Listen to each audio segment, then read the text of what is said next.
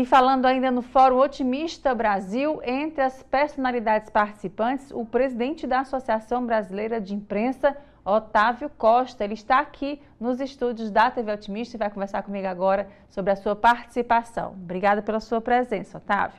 Como foi vivenciar esse momento aqui, conhecer a nossa terra e também um pouco mais desse meio de comunicação aí que está ganhando o Brasil? Olha, eu achei um evento importantíssimo, de altíssimo nível, né? Debates realmente de temas importantíssimos, né? para a sociedade. Você falou sobre meio ambiente, falou sobre sustentabilidade, questão de mercado de capitais, mercado de ações, a própria questão da democracia, do judiciário, da liberdade de expressão, painel do qual eu participei, e aquele encerramento maravilhoso, né, com políticos tão respeitados como Tasso Gereissati e Ciro Gomes. Então, eu acho que o Grupo Otimista está de parabéns pelo evento. O Adriano Nogueira realmente se saiu muito bem ao coordenar esse evento aqui em Fortaleza. Fortaleza, eu tinha vindo a Fortaleza uma vez na minha vida, há muitos anos atrás, e eu nunca mais me esqueci. Eu fiquei aqui bastante tempo, fiquei 10 dias, né? E na época eu estava morando em São Paulo, e era uma virada de ano, era Natal, e por curiosidade lançaram naquele momento o filme E.T., do Spielberg. E aí é uma coisa que eu nunca mais esqueci na minha vida, que eu estava em Fortaleza quando assisti o filme do Spielberg, que mudou o cinema, né? Quer dizer, que é o extraterrestre, o ET. Fazem muitos anos já, mas na época visitei, conheci bastante a cidade, e eu sou de sangue nordestino, meu pai era piauiense, meu avô era do Maranhão, então me sinto, quando venho ao Nordeste, me sinto em casa. Acho que o Otimista e o grupo, eu ontem falei isso e repito aqui, para nós jornalistas é realmente uma excelente notícia saber que existe um empresário como o Adriano apostando em meio de comunicação, investindo em meio de comunicação, porque é uma área que vive em crise já há muitos anos. Veículos importantíssimos deixaram de existir, como o Jornal do Brasil do Rio de Janeiro, como a editora Bloch, né, que fazia a revista Manchete, que tinha a TV Manchete, e pelo país afora, em capitais, vários jornais deixaram de existir. É evidente que há uma crise do jornalismo impresso, mas isso vai além da crise do jornalismo impresso, entendeu? Na verdade, são dificuldades estruturais de se manter veículos de comunicação. E eu ontem fiz questão de parabenizar o Adriano pelo fato de ser um empresário apostando, né, na imprensa, apostando na TV, apostando na informação, que a informação é essencial. É isso. O jornalismo é essencial.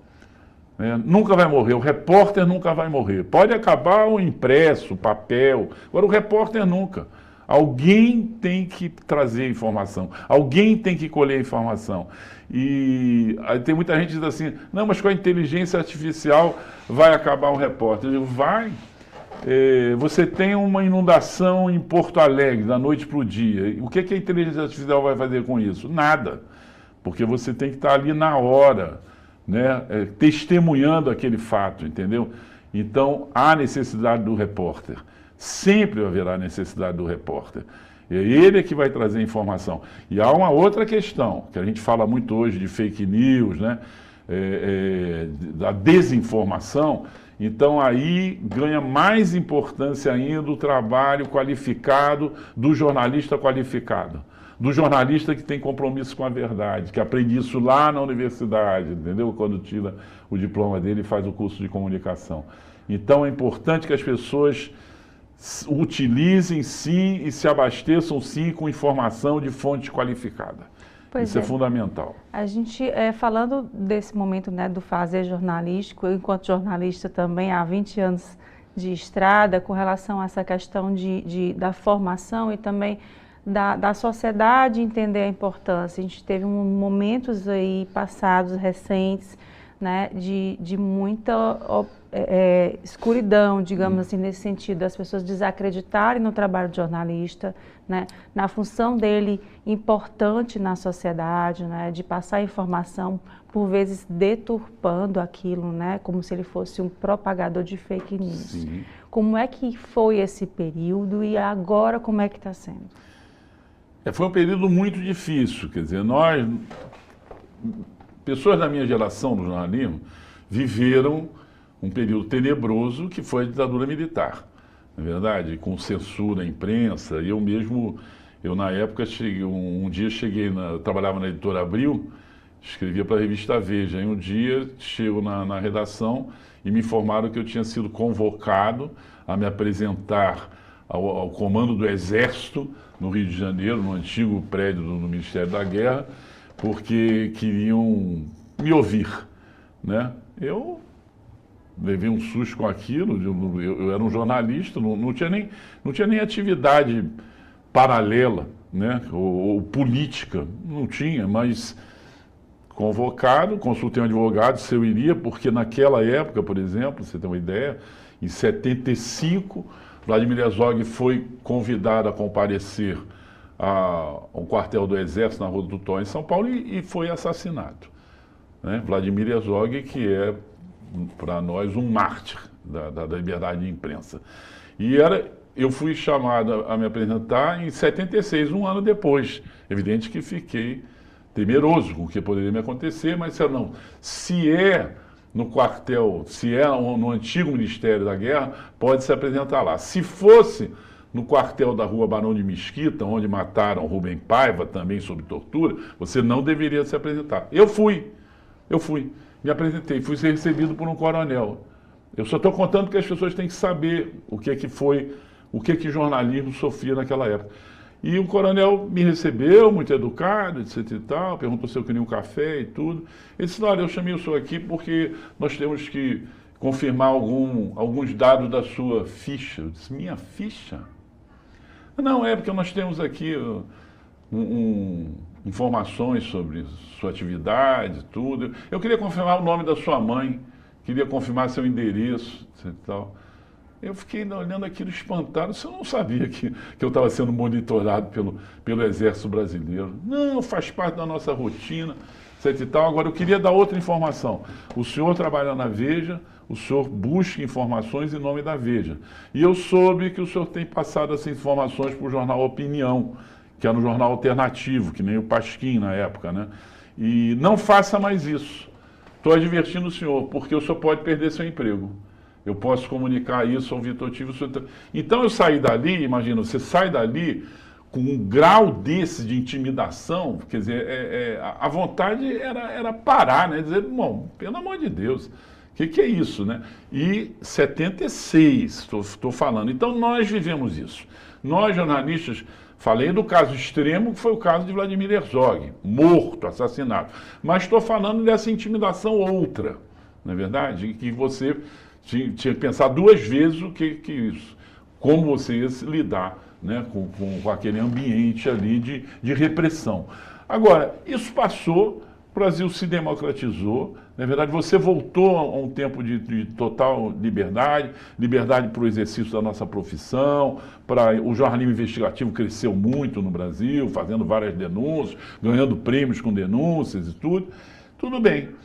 Aí veio o governo Bolsonaro.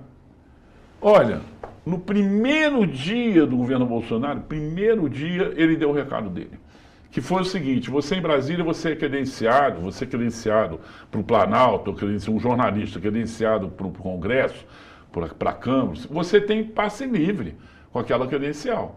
Então, se tem um evento no Palácio do Planalto, tem lá, a imprensa entra, a imprensa fica, os fotógrafos, os repórteres, etc e tal, sentam ali, assistem, sem nenhum tipo de problema. Você é um jornalista credenciado. Isso ocorre também na Casa Branca, a gente cansa de ver jornalista brasileiro credenciado na Casa Branca, no jardim da Casa Branca. Bom, dia da posse de Bolsonaro, os jornalistas ficaram num curral no Congresso Nacional, A posse ocorrendo, as pessoas não tinham água para beber. Repórteres, mulheres, homens, gente jovem, tudo, gente mais velha como eu, naquele curral tratado como bicho. Como bicho. Entendeu? Quando aquilo ocorreu, as pessoas perceberam o que vinha pela frente.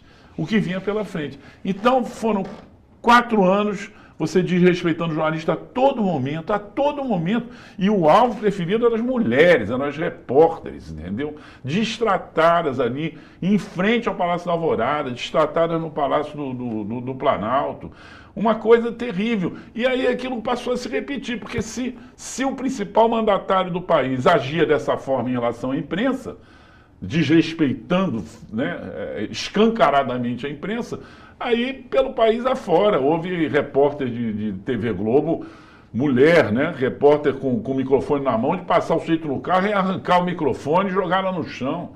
A gente acabou, várias cenas dessas ocorrendo pelo país, entendeu? Esse abuso, até que veio o momento mais terrível disso tudo, quando mataram na Amazônia o Dom Philip e o Bruno Pereira, que era um indigenista, e o Dom Philip, um repórter britânico, foram mortos barbaramente, né, por um grupo ali que estava fazendo pesca ilegal na Amazônia, no Vale do Javari, entendeu? E por que mataram daquela forma? Porque vivia-se aquele clima, aquele ambiente, e que tudo era permitido contra a imprensa. Como é que foi legitimado, né? Assim, era legitimado fazer Exatamente, isso, né? Quer dizer, o exemplo quem dava era o presidente do Brasil, entendeu? Eu não tô entrando em nenhum mérito político, ideológico, eu estou falando da forma como a nossa categoria profissional, como os profissionais de imprensa foram tratados durante o governo Bolsonaro, que é lamentável, é lamentável. E é o seguinte, onde não há jornalismo livre, não há democracia. Esse é o fato. Não adianta dizer não há conflito sim. Há conflito, porque quem mantém a sociedade informada somos nós. São os jornalistas, são os veículos de comunicação. Comunicação qualificada. Não estou falando o blog, o site, pode falar o que quiser, falar bobagem que quiser, etc. Não estou falando disso não. Jornalismo é uma coisa séria. Nós temos, inclusive, códigos de ética que nós temos que respeitar. Temos código de ética da Federação Nacional de Jornalistas, temos código de ética da própria ABI, Associação Brasileira de Imprensa, que eu presido, tem código de ética dos sindicatos. E jornalistas é uma profissão que exige diploma. Exige diploma. Quer dizer, é evidente que foi derrubado isso pelo STF, Gilmar Mendes derrubou isso lá em 2010, mas é lógico que as pessoas sabem que é uma profissão que não é o Deus dará, não. As pessoas têm que realmente se formar, têm que estudar para ser jornalistas, e até porque há uma competitividade grande. Então você tem que investir na sua formação, na sua própria formação. Me lembro de Milor Fernandes, que dizia assim, o Milor não falava inglês nem nada, mas dizia assim, mas é muito importante que você leia inglês, ou que você leia o espanhol, ou que você leia o francês, para você se informar, né, em outras fontes que não as suas fontes. Então, ele dizia isso. Inclusive, no nosso país, nós não temos nenhuma obrigação de falar outra língua. Rui Barbosa dizia isso até em fóruns internacionais, que ele dizia que você, num órgão como a ONU, você deveria falar português e que os outros ouvissem o tradutor, entendeu? O Rui defendia isso, né? Você devia se expressar na sua própria língua, né? Mas o Milor dizia, pelo menos leia inglês, leia o espanhol, leia o francês, para você ter uma informação mais ampla, né, a respeito do mundo, a respeito dos fatos. Né? Otávio, e com relação a esse trabalho da ABI nesse sentido, né, de retomar, né, de mostrar para a população a importância da imprensa, né, de ter uma imprensa forte e livre, sobretudo, né, após tudo isso. Como é que tem sido esses trabalhos de vocês nesse sentido? Olha, a ABI tem 116 anos, né? A ABI foi criada em 1908 por um jornalista negro chamado Gustavo de Lacerda. Era um sonho dele criar uma entidade de jornalistas responsável, inclusive, pelo registro profissional. E o Gustavo cria a ABI, mas logo depois ele morre. Um ano depois ele morreu, mas a ABI seguiu em frente até que a ABI, em 1936, ganha um terreno e constrói sua sede própria no centro do Rio de Janeiro. É um prédio de 13 andares, cada andar 800 metros quadrados, e é um ícone da arquitetura, Vão arquitetos com estudantes de arquitetura de todo o país, vão lá visitar o prédio da ABI no centro do Rio de Janeiro. Convido aqui aos espectadores do Otimista, se forem ao Rio de Janeiro, visitem o prédio da ABI, fica ali junto do Teatro Municipal, na Cinelândia, do Museu Nacional de Belas Artes, né, da Biblioteca Nacional, faz parte daquele conjunto arquitetônico. É muito bonito o prédio da ABI. Então, tem esse prédio tombado e tudo, e ela tem uma coisa muito importante na história dela. Ela sempre lutou pela liberdade de imprensa, ABI. Sempre lutou pela democracia e pela liberdade, mesmo nesses momentos mais terríveis de nossa história. Né? Durante a ditadura militar, quando o Herzog, por exemplo, morreu, a ABI se mobilizou o país inteiro, os jornalistas fizeram abaixo-assinado exigindo investigação séria, porque quiseram dizer que Herzog se matou na prisão, coitado, publicaram uma foto dele, ele com uma corda no pescoço e os pés encostados no chão, como se aquilo fosse possível, ele ter se matado. Exigiram. Então a ABI sempre se envolveu e sempre lutou pela liberdade e pelo Estado democrático de direito. Isso, para nós, eu costumo dizer, é o nosso DNA. É o nosso DNA. O que ocorre? Durante esse governo ao qual eu me referi, a ABI ficou na linha de frente em defesa dos jornalistas e em defesa do livre exercício da nossa profissão. Assinamos vários manifestos, participamos de vários encontros, nos unimos a várias entidades, a OAB, a CNBB, SBPC, Comissão Arnes, Academia Brasileira de Ciência, nos unimos a várias, cobrando respeito ao Estado Democrático de Direito, cobrando respeito às eleições, ao processo eleitoral, e cobrando respeito à liberdade de imprensa. Então, sempre que um jornalista era agredido, a ABI, imediatamente, Vera Magalhães foi atacada durante um debate por Bolsonaro. No dia seguinte, estava a ABI defendendo Vera Magalhães, dando espaço para Vera Magalhães. Então, isso faz parte da nossa história, entendeu? Isso é automático na ABI.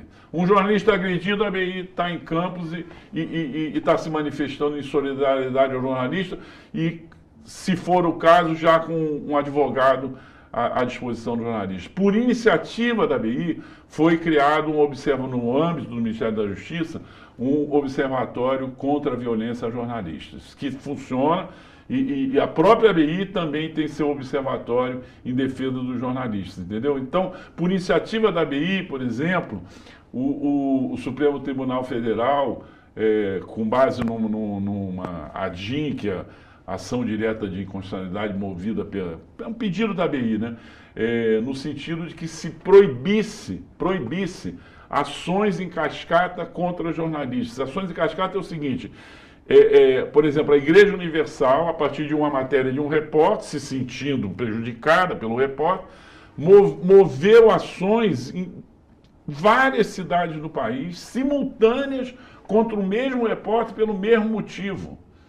Um caso sério foi da jornalista Elvira Lobato, da Folha de São Paulo. Outro caso sério foi de um jornalista, chama João Paulo Cuenca, e que lançou um livro, fez um comentário sobre a família Bolsonaro, e aí a Igreja Universal também envolvida fez a mesma estratégia, quer dizer, 134 ações pelo país afora, entendeu? Contra o Cuenca.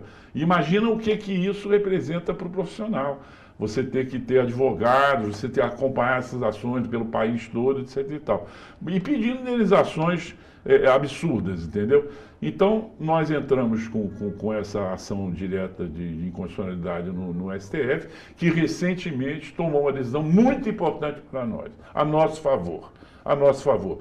É o seguinte, se a Igreja Universal, a partir de agora, se sentir ofendida por um jornalista, ela pode entrar com uma ação e na cidade onde reside o jornalista. Ponto final. Não há mais chance nenhuma dessas ações em cascata. E da mesma forma, há esses pedidos de indenização muito despropositados e desconectados com a realidade nossa, de nós jornalistas. As pessoas pedem 300 mil reais como se os jornalistas fossem ganhar salários elevadíssimos. Os jornalistas não ganham esses salários, não ganham. São classe média e muitos de classe média baixa. Ora, o que ocorre?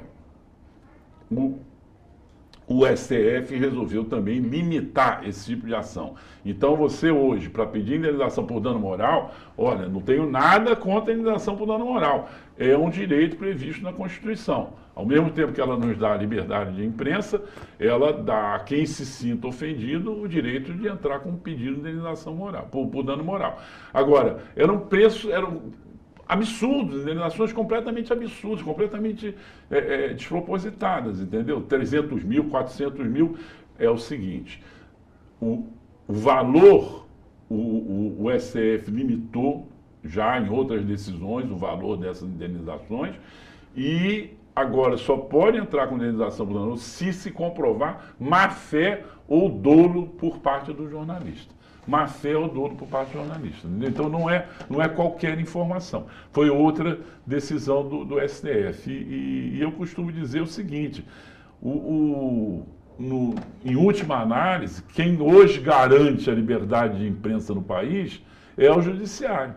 O garante da liberdade de imprensa no país hoje é o STF. É dona Carmen Lúcia, grande ministra Carmen Lúcia, com aquela frase dela, né? De um simbolismo extraordinário, que é cala a boca, já morreu. Cala a boca, já morreu, entendeu? Então é o seguinte, nós estamos aí, nós temos que exercer o nosso trabalho, nós temos que informar a sociedade. E a sociedade tem que tomar suas decisões, inclusive decisões de voto, com base nessas informações apuradas de forma correta, de forma profissional. Jornalista tem compromisso com a verdade. Faz parte, né, é inerente à nossa função. Nós exercemos essa função social, entendeu? Que é informar a população e manter a população bem informada. Otávio, nesses pontos com relação, a gente está vendo agora o período eleitoral, né, já bem próximo, a inteligência artificial preocupa e muito nesse sentido, né? A gente vê às vezes vídeos que não foram feitos de pessoas, dizendo coisas que não disseram, com textos que não foram escritos, às vezes é que nem aquela pessoa existe, né? Uhum. E também, por vezes, a pessoas se fazendo como jornalistas, né? Por estarem nessa voz, digamos assim, esse lugar de Sim. fala, de ter uma rede social, de ter um aparelho como esse, e sou jornalista, né? No que isso lhe preocupa e no que isso preocupa, sobretudo, a ABI? Olha, é evidente que nos preocupa muito. A ABI tem participado, já não de agora, já na eleição passada, de grupos que estão assessorando o TSE, né, o Tribunal Superior Eleitoral, exatamente no combate a fake news. Quer dizer, esse é um problema que não afeta só o Brasil, afeta o mundo todo hoje em dia, né? Quer dizer, todos os processos eleitorais no mundo todo, agora mesmo nos Estados Unidos, está havendo também esse problema e essa preocupação. Você cai aí num terreno que ontem se debateu isso no fórum, promovido pelo Otimista, que é a questão da liberdade de expressão. No limite, só vou dar um exemplo assim, no limite mesmo. O CEO do Telegram, que é uma plataforma, né, ele é russo e é uma plataforma muito utilizada, né, uma plataforma, falam que ela é meio anárquica, né, que as pessoas ali podem dizer o que querem, etc. e tal. Ele foi preso quando desembarcou em Paris, agora no fim de semana, porque a plataforma é acusada de dar espaço a pedófilos, de dar espaço a gente que faz tráfico humano, a traficante de droga, entendeu? De dar espaço a terrorismo. Então, os franceses, estou falando da França, hein? A França é um símbolo da liberdade, não é verdade? A França prendeu o senhor do Telegram com essas acusações, sobre essas acusações. E ele está arguindo, o que ele está arguindo? Né? Ele está arguindo a liberdade de expressão. Não, é liberdade de expressão. O sujeito pode usar o Telegram, publicar o que quiser no Telegram.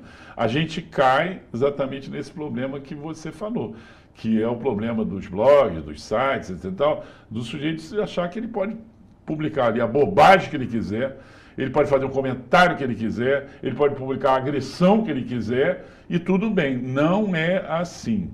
Não é assim. Você está trabalhando com comunicação, e são pessoas desqualificadas trabalhando com comunicação. Esse é um grande desafio, o que fazer diante disso? Essa é uma pergunta que está sendo feita na Justiça Eleitoral, está sendo feita no STF, está sendo feita por nós, seja na Federação Nacional dos Jornalistas, seja na ABRAS, seja na ABI, por todos nós. O que fazer, que mecanismo? Olha, um dos mecanismos, gostem ou não gostem, é a regulamentação dessas grandes plataformas. Não dá, elas não podem estar acima do bem e do mal, você entendeu? Sabe, quer dizer, 4, 5 empresários dominam a comunicação no mundo, né? E sem qualquer tipo de responsabilidade. Porque quando eu falo, por exemplo, do New York Times, que é o maior jornal do mundo, o maior site do mundo, ele tem responsabilidade. Não é verdade? Ele pode ser processado a qualquer momento. Podem cobrar do New York Times uma indenização por dano moral. Não é verdade? Já houve repórter do New York Times presa porque se negou a revelar a fonte. Repórter do New York Times presa porque se negou a revelar a fonte nos Estados Unidos. Tá certo? Então, quando você fala dessa imprensa formal, da grande imprensa, da imprensa empresarial, ela tem limites. E nós sabemos dos nossos limites. Nós sabemos. Houve um jornalista que recentemente, falando da Procuradora-Geral da República, disse que ela era uma cadela do fascismo no cio. Ele foi processado e perdeu o processo. Agora, na época me questionaram, a ABI, eu digo, mas o que eu posso fazer? O que a ABI pode fazer? Você tem limites. Nós sabemos do nosso limite. Nós sabemos exatamente por onde andar. Mesmo que seja no fio da navalha, mas nós sabemos por onde andar. Tá certo? Agora, essas pessoas dos blogs, dos sites e tudo, os nossos influenciadores, como se fala, né? Esses não têm responsabilidade com nada. Então, é importante o seguinte, não é só o mecanismo, né? O que se pode fazer no judiciário, o que se pode fazer no Congresso, não é só isso. Mas as pessoas em si, o cidadão, a cidadã, eles têm que ter consciência de que essas informações são informações que não são sérias. Não é verdade? Sem qualquer compromisso com nada. A não ser criar uma grande confusão, a não ser criar um grande tumulto. É esse o objetivo. Né? É esse o objetivo. O Alexandre de Moraes usou hoje um juiz polêmico, não é verdade? Por estar concentrando poderes e tudo, mas ele usou uma imagem muito boa, quando ele falou o seguinte: liberdade de expressão não é liberdade de agressão. Não é liberdade de agressão. Tá certo? Então, há um limite para a liberdade de expressão. Agora, concluindo, né, eu acho fundamental regulamentar as grandes plataformas e responsabilizar as grandes plataformas. Acho fundamental. E, da mesma forma, é fundamental regulamentar a inteligência artificial. Também tem que impor limites ao uso de inteligência artificial em todas as esferas. Em todas as esferas. Não só na comunicação, em todas as esferas.